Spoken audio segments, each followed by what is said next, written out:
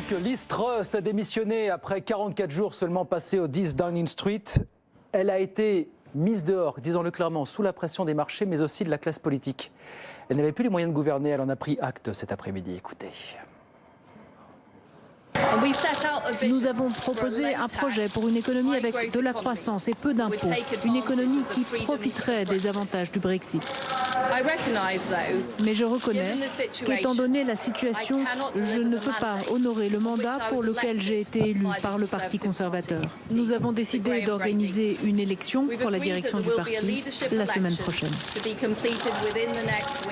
Voilà Liz Truss cet après-midi devant le 10 Downing Street. Bonsoir Valentin Grille. Bonsoir. 44 jours à Downing Street et il faut rappeler quand même la série d'erreurs et de camouflets qui ont causé sa perte finalement, Valentin. Oui, il y a deux erreurs finales, deux facteurs, la démission de sa ministre de l'Intérieur hier et puis de nouvelles dissensions au Parlement dans des débats houleux.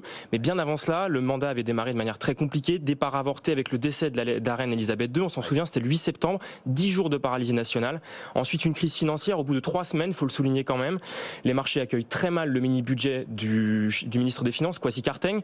La livre s'effondre, les fonds de pension paniquent, l'engrenage se met en route, la Banque d'Angleterre doit intervenir en urgence. Et à partir de là, le mandat devient un long et douloureux rétropédalage.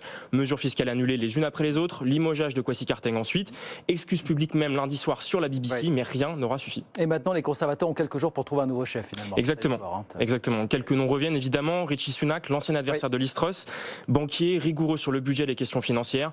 Il y a aussi 2 membres du gouvernement, Jeremy Hunt, actuel ministre des Finances, Penny Mordaunt aussi, très mise en évidence dans les débats au Parlement parce qu'elle est chargée des relations avec le Parlement. Et puis enfin, il y a la piste d'un grand retour aussi, celui de Boris Johnson. Oui. L'hypothèse ne déplaît pas, en tout cas à droite de la droite, dans le Parti conservateur. Voilà, ça va se jouer dans quelques jours. On va en parler de tout ça.